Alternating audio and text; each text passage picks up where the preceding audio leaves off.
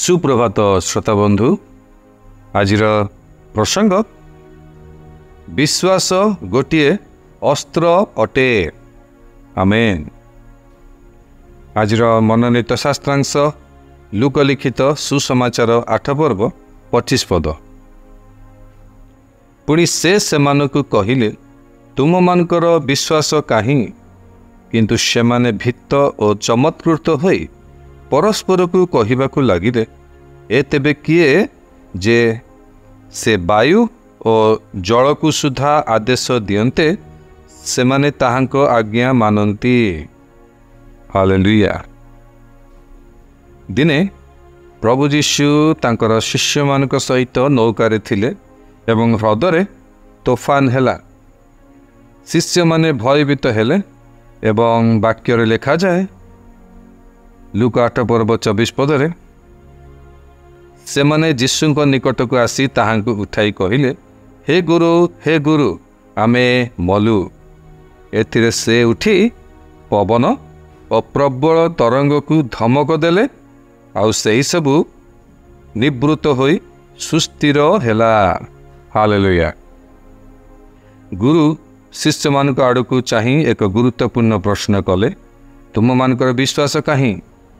हाँ मोर प्रिय श्रोता बंधु, यह आम जीवनर एक बड़ प्रश्न अटे। आपणकर विश्वास द्वारा आपण सब किछि करि परिबे। आपण पर्वत को घुंचाई पारिबे बोली वाक्य लेखा जाए। आमेन। विश्वास गोटे बड़ अस्त्र अटे। यह को व्यवहार करंतु। आमेन। जदि आपण विश्वास को व्यवहार करबा शिखिबे ताहले प्रतिदिन एक विजयी जीवन काटि परिबे। आमेन। आपणकर विश्वास द्वारा आपणकर अनेक समस्यार समाधान हेबो। आमेन। आपणक जीवन खराब परिस्थिति बदली जीवो। आमेन। सेति पई आपणक विश्वास को सुदृढ़ करंतु एवं निष्पत्ति नियंतु जे जेपरि ईश्वरक वाक्य रे बंची आपणक विश्वास को परिपूर्ण करि परिबे। आमेन।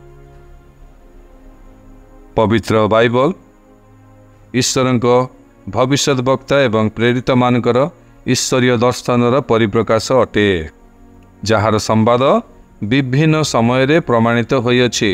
हालेलुया।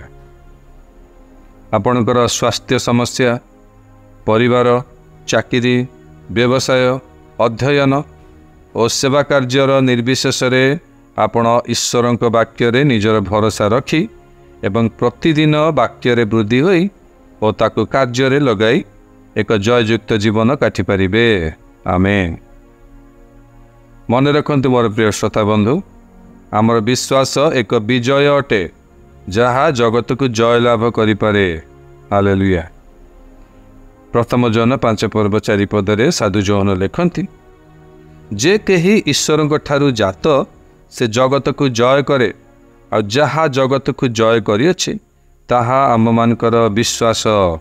आमेन। हालेलुया। ईश्वर आपन को आज वाक्य द्वारा विशेष भाव आशीर्वाद करंतु। आसंतु स्वीकारोक्तिर समय मध्य को जीवा, स्वीकारोक्ति करिबा। मो पछे पछे आपण एही स्वीकारोक्ति करंतु। मोर विश्वास द्वारा मु मोर जीवन को दिन को दिन महिमा ओ उत्कृष्टतर रास्ता रे नेउअछि।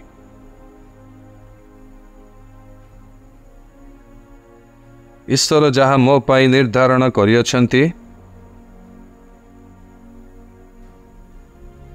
सेथिरे विजय, सफलता, आनंद, सुस्थता ओ समृद्धि रे बढ़ुअछि। मु जीवन रे दुर्बल और असहाय हेबा पाई अस्वीकार करुअछि। मोर विश्वास ईश्वरक वाक्य रे प्रभावशाली ओ फलप्रद हेउअछि।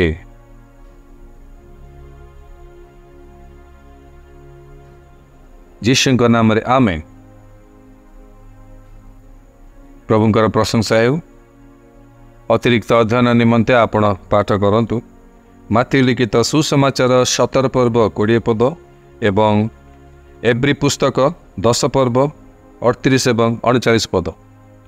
ଈଶ୍ୱର ଆପଣଙ୍କୁ ଆଜି ଦିନରେ ବିଶେଷ ଭାବରେ ଆଶୀର୍ବାଦ କରିବା ସହିତ ଆଜିର ବାକ୍ୟ ବିଶ୍ୱାସ ଗୋଟିଏ ଅସ୍ତ୍ର ଅଟେ। ଏହି ବାକ୍ୟ ଅନୁଯାୟୀ ଏହି ନୂତନ ମାସରେ ଜୀବନଯାପନ କରିବା ନିମନ୍ତେ ପ୍ରଭୁ ଆପଣଙ୍କୁ ସାହାଯ୍ୟ ଉପକାର ଏବଂ ଅନୁଗ୍ରହ ପ୍ରଦାନ କରନ୍ତୁ। ଆମେନ୍।